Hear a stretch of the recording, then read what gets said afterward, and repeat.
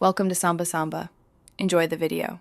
You start by selecting the right stabilizer for your fabric and design because support determines stitch quality.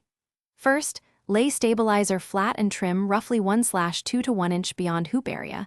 This prevents puckering. Next, position fabric over stabilizer and hoop both layers together, making sure the fabric grain is straight. Once hooped, pull edges taut but not stretched.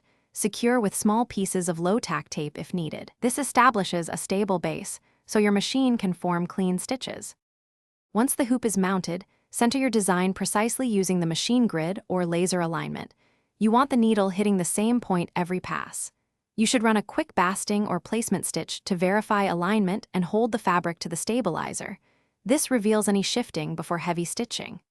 If stitches look tight or loops form, make small adjustments to thread tension and lower sewing speed. Keep a lighter presser foot pressure for delicate fabrics. This combination prevents distortion as you build the design. You complete the embroidery by removing the hoop and following the stabilizer removal method appropriate for the type you used: tear away, cut away, or wash out. Once removed, press gently from the back to set stitches and inspect areas for puckering or thread tension issues. If you find problems, rehoop a scrap with increased stabilizer or switch to a firmer cutaway and test the same settings. A key troubleshooting tip: if puckering persists, add a second layer of stabilizer and reduce machine speed to control thread pull. Thanks for watching. Consider subscribing if we helped you.